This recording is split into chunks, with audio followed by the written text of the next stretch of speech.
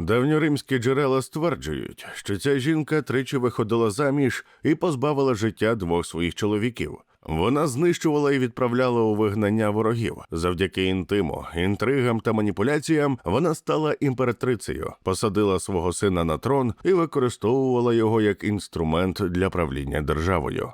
Вітаю вас, мої любительки і любителі історії. Сьогоднішнє відео я розпочну не з води про те, що Древній Рим був могутній, занепав через збочинців і підкорила його кучка дикунів в ведмежих шкурах, а з ліричного відступу. Зі звернення до радикальних ліваків, хоча, як на мене, автор дарма витрачає свій час. Майже вся історія, яку ми знаємо, створена чоловіками про чоловіків і для чоловіків. І я вже багато разів про це говорив. Саме вони виступають у ній героями, переможцями і головними фігурами більшості подій.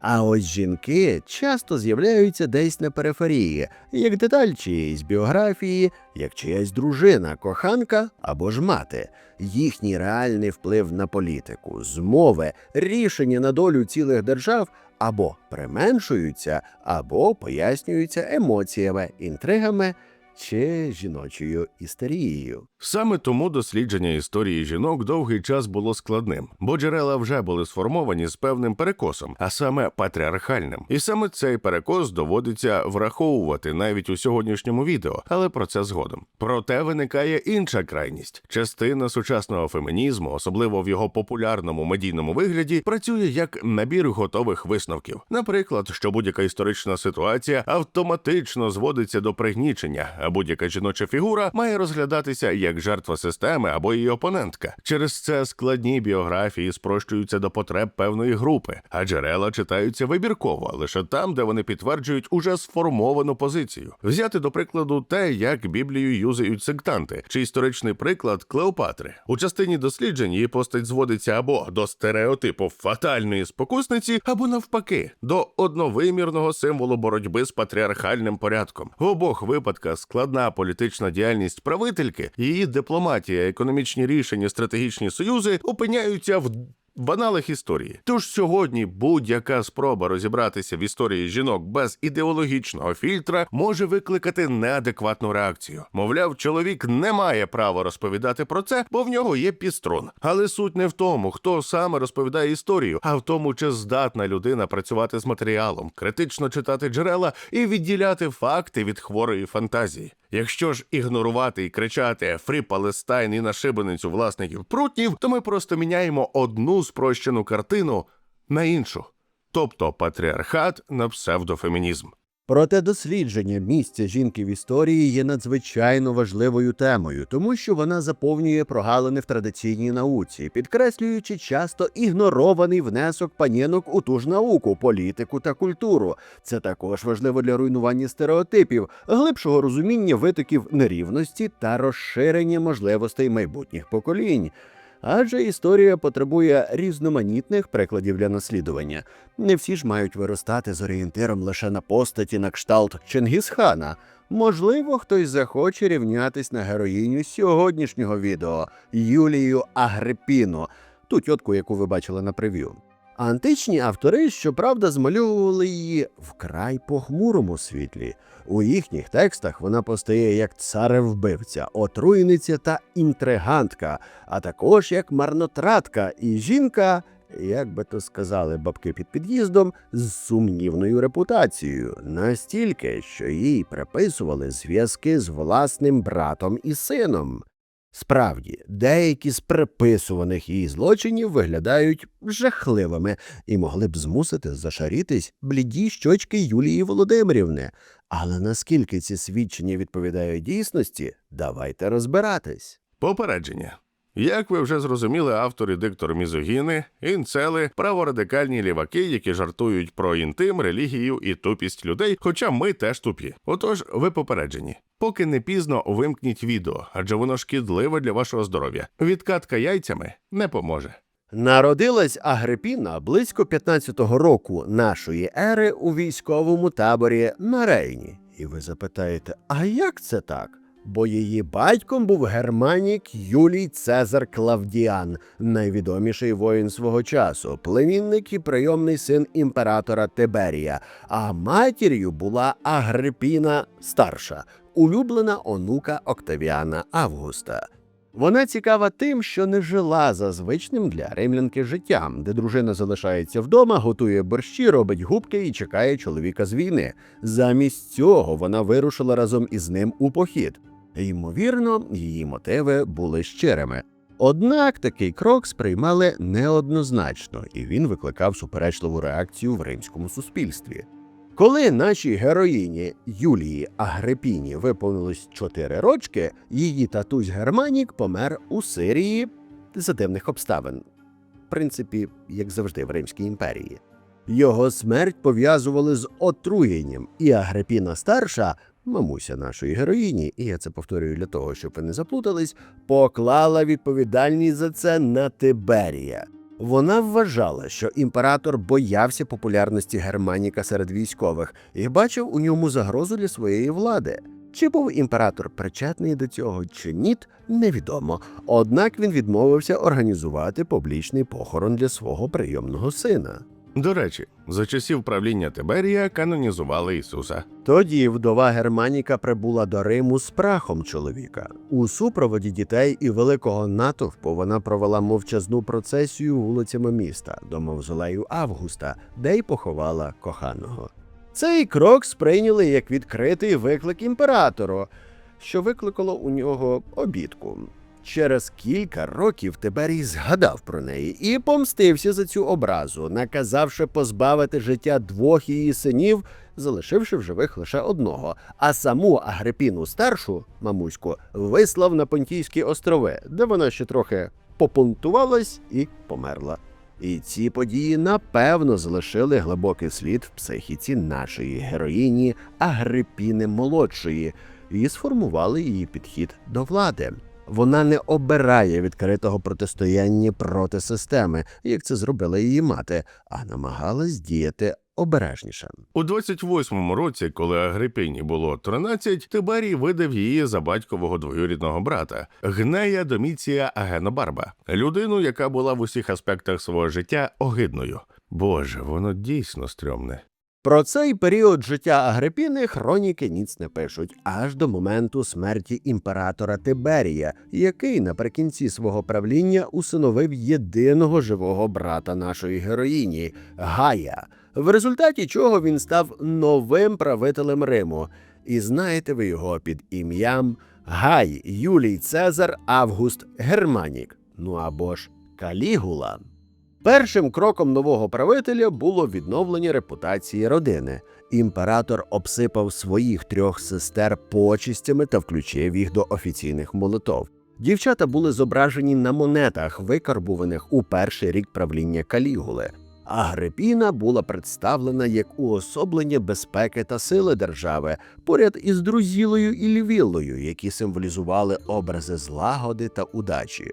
Калігула також закріпив формулу, якою консули завершували свої виступи в Сенаті. Милість і удача супроводжують Гая Цезаря та його сестер. З часом таке ставлення до сестер почало обростати пліточками, і пізніше історик Светоній використає їх у своїх працях. Калігула перебував у постійному перелюбі з усіма своїми сестрами і під час великого бенкету по черзі розміщував кожну з них нижче себе, тоді як його дружина лежала вище.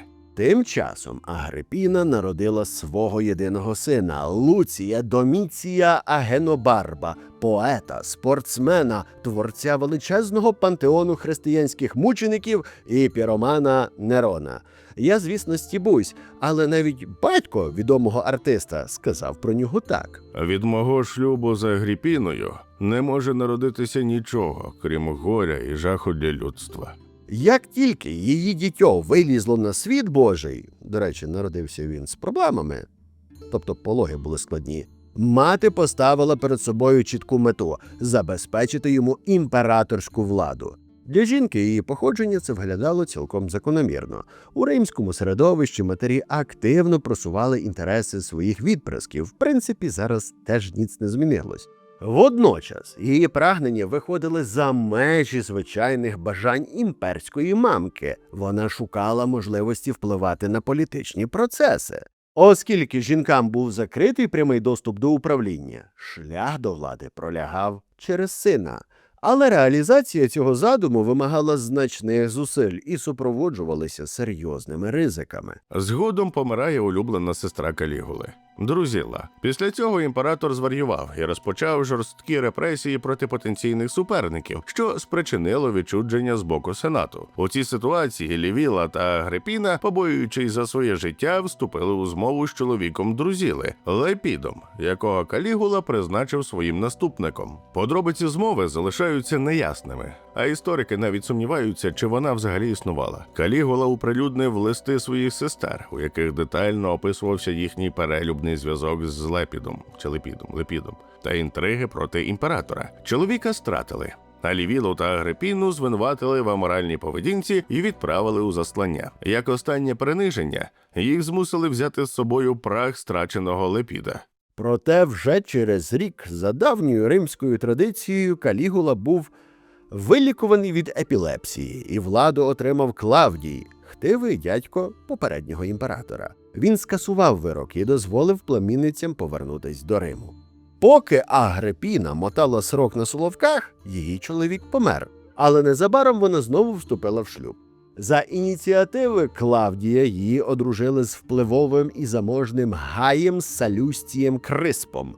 Цей союз тривав до його смерті у 47-му році. Після цього Агрипіна отримала значні статки. У той же час поширювалися чутки, що вона траванула свого коханого, щоб прикарманити його баблішко. В будь-якому випадку то не має значення, адже далі починається інтересна битва двох жінок за Рим. На початку правління Клавдія його дружиною була імператриця Валерія Мессаліна, про яку у мене є шикарне відео, послання, як завжди, в описі. Лєра особливо ненавиділа жінок з роду свого чоловіка, сприймаючи їх як потенційну загрозу. Уже в перший рік правління Клавдія його небога Юлія Лівілла, яка щойно повернулася із заслання після смерті братика Калігули, знову була вислана, цього разу за звинуваченням в інтимі з Сенекою, тим, що філософ. Згодом Клавдій наказав її стратити. Насправді тут пасував би б жарт з Сенекою, з великим стояком, тобто стоїком, але ви не любите шутки нижче пояса. Подібна доля спіткала й іншу небогу імператора Юлію Лівію, яка стала об'єктом звинувачень у аморальності й інцесті. Тож любий Вуйцьо знову виніс смертний вирок. Згодом Месаліна спрямувала свою ворожість проти нашої героїні Агрипіни-молодшої та її синульки. За свідченням Светонія, вона одразу розглядала Нерона як потенційну загрозу для свого сина Британіка, який був молодшим лише на кілька років. Він описує історію, за якою Мессаліна нібито надіслала вбивцю покої Нерона. Однак ті втекли, злякавшись змії, яка виповзла з-під ліжка. Також під час секулярних ігор 48-го року Нерон отримав гучніші овації, ніж її син Британік. І це могло підштовхнути Месаліну до остаточного рішення позбутися і Агрипіни, і її нащадка. І я це вже читав десь колись. Зрештою, Месаліна була знищена своїми численними інтригами та скаканнями в гречку. Преторіанська гвардія стратила її після того, як поширилася звістка про її участь у змові з метою повалення Клавдія, можна було просто сказати, в державній зраді. Невеличкий офтоп. Хочу нагадати, що я доступний як диктор і для вашого бізнесу, чи відео, чи що ви там хочете озвучити. Щоб зв'язатися зі мною, посилання на мій інстаграм в описі під відео. Цьом. Після кончини своєї суперниці Агрипіна спритно маневрувала. А чому? Щоб стати наступною дружиною Клавдія, усунути Британіка як спадкоємця та забезпечити трон для Нерона. Тацит писав, що привабливість Агрипіни стала їй у пригоді. Часто відвідуючи свого дядька, вона спокусила його віддати їй перевагу. Пишучи у 2 столітті, історик Светоній висловлювався ще різкіше. Саме Агрипіна його підчепила. Вона користувалася правом племінниці цілувати й пестити Клавдія і застосовувала це з помітним впливом на його пристрасті. Інші ж джерела стверджують, що після смерті Месаліни Клавдій заявив, що не планує нового шлюбу, бо розчарувався в жінках. Проте один із його найближчих вільновідпущеників, Паллант, переконав імператора одружитись з Агрипіною, на що чоловік відповів: Погоджуюсь, оскільки це моя донька, вихована мною, народжена і виростена на моїх колінах. До речі, пліткують, що Агрипіна і Паллант були коханцями. А хто знає, чому саме так я процитував Клавдія, пишіть у коментарях. Але у римському суспільстві був один маленький нюанс. Шлюб дядька з племінницею вважався забороненим і аморальним, тому Клавдій просто змінив закони про інцест. Одним із перших кроків Агрипіни стало заснування поселення на місці її народження в Німеччині та надання йому власного імені. Спочатку воно називалось «Колонія Клавдія Ара Агріпінесіум», але з часом ця назва скоротилася до сучасної Кельн. Тож, якщо ви плануєте туди поїздку, то скористайтеся послугами туристичної компанії, яка могла б замовити у мене рекламу. Тому далі самореклама. До речі, про підприємливих людей. Я маю для вас оголошення. Тому, якщо ви пов'язані з малим бізнесом в Україні або самі є його власником, слухайте уважно. Я знімаю відео на YouTube вже більше 3 років, а за рекламою до мене звертаються одні й ті самі обличчя, які зазвичай є гігантами в своїй ніші і мають окремий штат людей для просування. А як щодо бізнесів, які тільки починають або не так сильно профінансовані? В найближчі місяці я планую підтримати вас на своєму каналі. Мета проста – допомогти вам отримати більше клієнтів, а моїй аудиторії дізнатись про якісні та цікаві українські товари і сервіси. Глядачів прошу не кіпішувати. До відбору рекламодавців я підходитиму дуже прискіпливо. Оберу лише ті бренди і продукти, які, на мою скромну думку, справді можуть стати корисними та цікавими для вас. Наприклад, я із задоволенням прорекламую бутік для дорослих і дам вигідний промокод своїм глядачам. Або ж розповім про онлайн чи офлайн книгарню, в якій можна придбати гарну літературу українською. Для відібраних українських брендів вартість реклами буде знижено вдвічі. Тому, якщо ви є власником малого бізнесу або маєте знайомих підприємців, переходьте в опис під відео та заповнюйте заявку на участь. А тепер повернемось до нашої токсичної сімейки. Не до нашої з автором. Агрипіна завдяки своїй вправності і тактовності встановила тісні зв'язки із Сенатом, навела порядок і поміркованість в судах і брала участь в державних справах разом із чоловіком. Юлія отримала титул Августи і почала з'являтися поруч з імператором під час публічних заходів. Цікавий випадок стався із кельтським правителем Каратакою. Його разом із родиною провели вулицями Рима як полонених і перевели до імператора. Клавдій, вислухавши бранців, помилував їх і дарував свободу. Після цього Каратака подякував не лише імператору, а й Агрипіні, яка сиділа поруч. Це було нововведенням і без прецеденту в давніх звичаях, щоб жінка сиділа урочисто перед римськими штандартами. Це було демонстрацією її претензії на співучасть у владі імперії, яку створили її предки, писав Тацит. Не забувала Агрипіна і про своїх ворогів. Одразу після одруження вона усунула жінку, яку перед нею розглядали як можливу дружину Клавдія – Лолію Пауліну. Свого часу вона була короткий період одружена з Калігулою, але шлюб завершився розлученням. За правління Калігули її заборонили спілкуватись з чоловіками, однак вона залишалася в Римі. Агрипіна висунула проти неї звинувачення у заняттях магією. У результаті її майно конфіскували, а саму вигнали з Італії. Після чого вона покінчила життя, доліднулась, платнулась, гульфнулась. І оскільки далі сюжет набирає все більше ноток тру-крайму, я запросив до себе мою подругу з каналу Феміда, який займається тру-краймом. А ще вона жінка. Ще однією жертвою подібних обвинувачень стала Доміція Лепіда, мати Месаліни і тітка Нерона, яка певний час опікувалась ним під час заслання Агрипіни. Між ними виник конфлікт через вплив на хлопця. В підсумку Лепіду звинуватили в магії та стратили. Проте головною ціллю життя Агрипіни було забезпечення Нерону сходження на престол. Ситуацію ускладнювало те, що у Клавдія вже був рідний син Бретанік. Тому ключовим завданням стало закріпити в суспільстві уявлення про Нерона як очевидного спадкоємця. Жінка діяла обережно і послідовно. Однією з умов шлюбу з Клавдієм стало одруження Нерона з Октавією, донькою імператора. Але тутка цікава історія. Річ у тім, що Октавія була обіцяна іншому. Боже, шкода Октавію. Проте ще до шлюбу з Клавдієм Агрипіна домоглась розірвання заручин доньки імператора з Луцієм Юнієм Сіланом Торкватом, який був її далеким родичем. Разом із цензором Луцієм Вітелієм проти Сілана висунули звинувачення в інтимному зв'язку з його сестрою Юнією Кальвіною, дружиною одного із синів Вітелія. Наслідки були швидкими. Сілан курткобейнувся, Юнія Кальвіна отримала розлучення і була вислана. Після цього Октавія залишилась вільною для шлюбу з Нероном.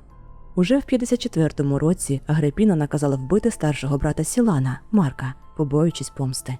Згодом Клавдій усиновив сина Агрипіни і одружив його зі своєю донькою. І щоб там хто не писав про інтриги нашої героїні, для самого імператора цей вибір виглядав логічним. Його рідний син Тиберій Британік був молодшим і мав проблеми зі здоров'ям, зокрема страждав на епілепсію. Проте з часом імператор знову почав розчаровуватись у жінках у шлюбі з Агрипіною. Тому він дедалі більше наближав до себе Британіка і почав розглядати його як майбутнього правителя.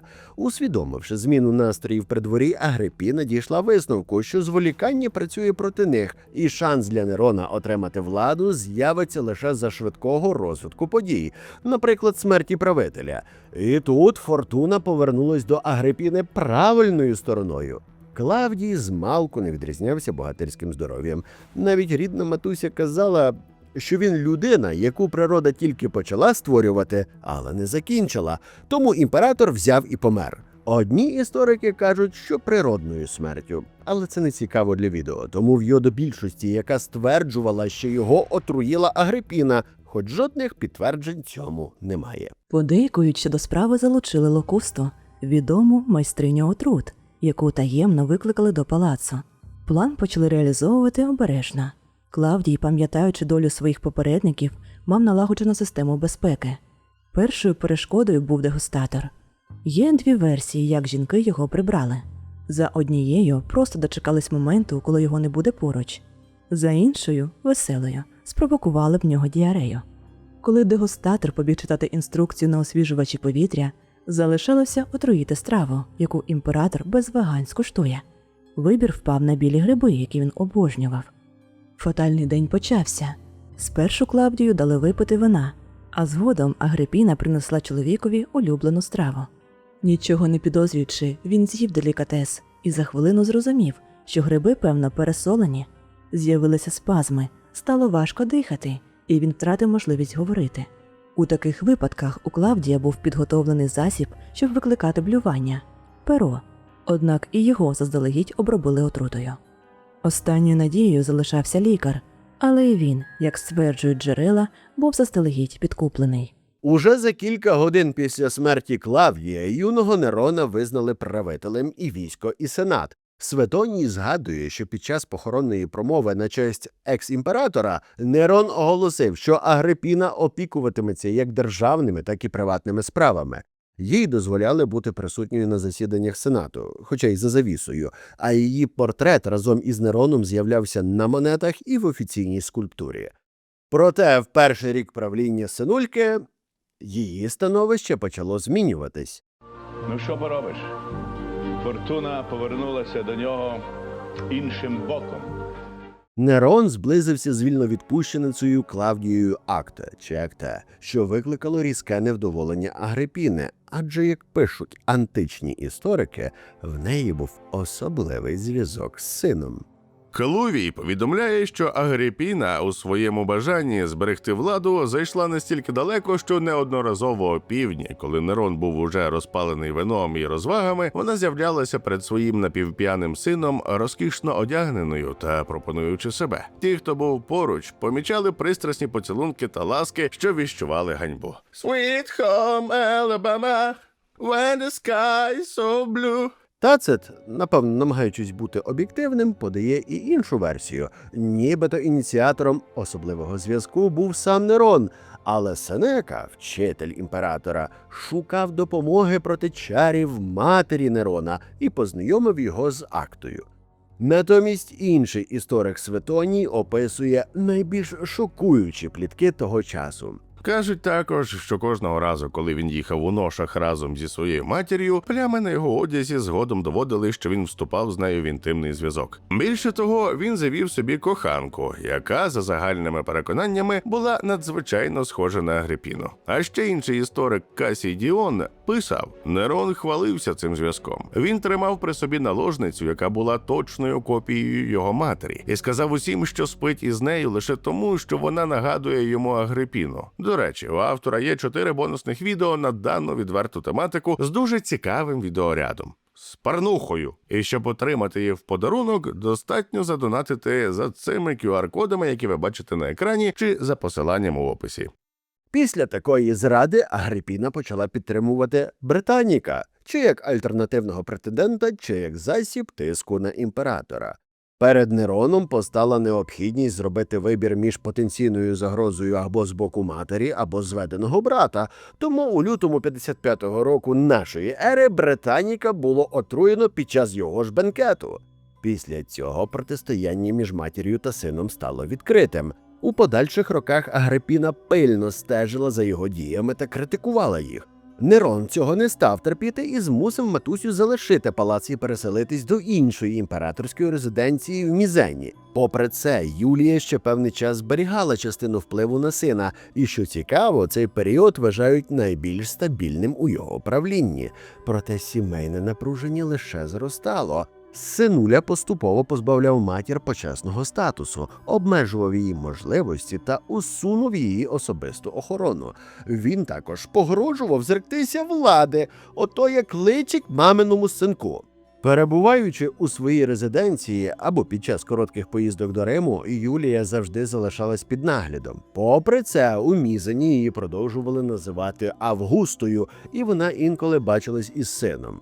Наприкінці 58-го року Агрипіну разом із групою військових та сенаторів звинуватили у підготовці змови проти імператора. Юлія ж своєю чергою звинуватила Нерона у перелюбі з заміжньою Попеєю Сабіною, що ще більше загострило родинний конфлікт, адже коханка почала глузувати з імператора, називаючи його маминим синочком, і підштовхувала до самостійного правління.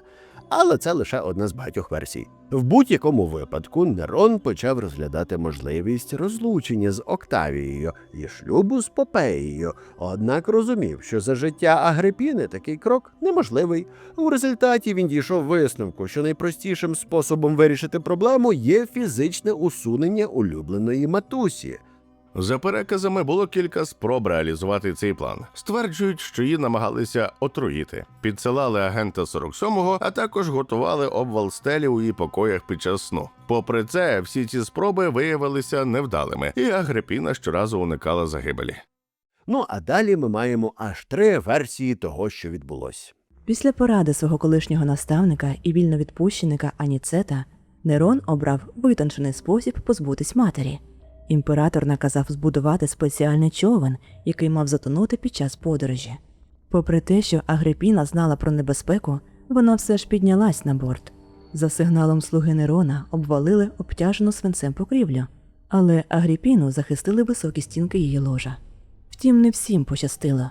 Служниця, яка перебувала поруч біля стерна, загинула під уламками. Сам план не спрацював одразу, човен не затонув. Тоді команда вирішила довести справу до кінця і потопила його вручну. Агрипіна змогла врятуватись і доплисти до берега, де імператриці зустріли прихильники, а ось її супутниця Ацеронія Пола не вижила. Вона намагалась видати себе за Агрипіну, сподіваючись, що це врятує її життя, але це лише прискорило її загибель. Вона отримала веслом по макітрі. Коли новина про порятунок матері дійшла до Нерона, він звернувся до Сенеки за порадою. Після короткого обговорення вони вирішили знову використати Аніцета, адже преторіанці залишались відданими родині Германіка і не підтримали б відкриту розправу. Нерон відправив до Агрипіни Аніцета разом із загоном озброєних людей. Вони оточили віло, розігнали тих, хто залишався поруч, і дістались до спальні нашої героїні. Остання служниця покинула господиню, на що Агрипіна встигла кинути. «І ти теж мене залишаєш?» Після цього почалась розправа. Її лупанули кийком по макітрі. У відповідь вона підставила живіт і вигукнула: Вдар тут, Анікете! Вдар тут! Бо це набридло Нерону. Просити двічі потреби не було, і невдовзі Агрипіна відправилась за світи від отруєння важкими металами. Як тільки мамця відправилась до Елізіуму, або ж прототипу римського раю, Нерон повідомив сенату, що Агрипіна задумала прибрати його, але після викриття вона не витримала і гемінгвейнулась. За словами Крістіана Діора, за словами Касія Діона, Нерон, оглядаючи тіло Агрипини, сказав: «Я не знав, що в мене така прекрасна мати». Тієї ж ночі тіло кремували, використавши для цього обідній стіл. Під час похоронної церемонії Нерон виглядав розгубленим, майже не говорив і наче був наляканий. У наступні роки могила Агрипини залишалась занедбаною, лише згодом її служниці облаштували для неї скромну гробницю. Попри зовнішній спокій, події не минули для Нерона безслідно. Його переслідували тривожні сни, у яких з'являвся образ матері. Пліткують, що імператор звертався до іранських до перських магів, намагаючись отримати прощення, і бонусом, щоб віск злили і злоба злизали. То як ви думаєте, чи була Агрипіна аж такою страшною жінкою? Насправді сказати важко, адже наші знання про неї базуються на працях 3 римських істориків – Тацита, Светонія та Касія Діона. Усі вони жили значно пізніше, ніж наша героїня. Відстань між подіями та їхніми описами становить приблизно від 50 до 200 років. До того ж, ці тексти створювалися за правління імператорів, які хрідново ставились до династії Юліїв-Клавдіїв. І це все ставить під питання об'єктивність 3 істориків. Взагалі, антична історіографія не вимагала від автора нейтральності в сучасному розумінні. Особисті судження, як мої про церкву, моральні висновки й упередження вважались цілком припустимими елементами історії. І це чудово видно у Тацита. У своїх анналах він змальовує жінок у доволі стриманому, а подекуди й відверто негативному світлі, якщо вони виходять за межі правильної поведінки, тобто з кухні. Ось як він описував момент, коли Агрипіна стала імператрицею. Від цього моменту держава змінилася. Повна влада була віддана жінці, яка бавилася державними справами, задовольняючи власні примхи. Це було суворе, майже чоловіче деспотичне правління. На людях Агрипіна була стриманою і часто зарозумілою. Її приватне життя залишалося цнотливим, якщо тільки не йшлося про здобуття влади. Її прагнення до багатства не мало меж. Вона потребувала його як сходинки до верховенства. А ось Светоній вдосконалив свій літературний стиль, але все ж проблеми залишались, коли він згадував жінок. У життях 12 цезарів він активно використовує те, що баба бабі сказала, тобто чутки і плітки, не завжди відокремлюючи їх від перевірених даних. Через це розповідь виглядає насиченою деталями, проте їхня достовірність часто під питанням. Касій Діон теж демонструє стабільно критичне ставлення до Юліїв-Клавдіїв. І вороже ставиться до жінок, бо він такий самий сексіст, як ми з автором. Ба більше, його праці дійшли до нас частково і в пізнішій обробці середньовічних монахів, які більше переймалися хором хлопчиків, аніж доньками грішної Єви. Відомо, що сама Агрипіна теж залишила мемуари про своє життя, які до нас, на жаль, не дійшли. За словами Тацита, у цих мемуарах вона виклала історію власної долі та трагедії, які спіткали її родину. Окрім цих джерел, інколи згадується ще один автор – Пліній Старший, який був сучасником Агрипіни. Однак він більше цікавився природничою історією, а не імперською. Тому, якщо мова не йде про щось пов'язане з біологією, наприклад, про подвійні ікла чи з криптидами, то він рідко пише про правителів. Ті жінки, які мають 2 ікла на правій стороні верхньої щелепи, обіцяють бути улюбленицями долі, як це було з Агрипіною. Попри численні обвинувачення, деякі римські автори все ж визнали силу характеру Агрипіни. Тацит писав, що вона добре усвідомлювала, чим усе може завершуватись, і не боялась такого розвитку подій. Коли астрологи попереджували її, що Нерон стане імператором, але позбавить її життя, вона відповіла: «Нехай уб'є, аби тільки став імператором». Своїми думками про Агрипіну діліться в коментарях. А на сьогодні це все. До наступного. І пам'ятайте, що історія – це сексуально, і також вона жінка.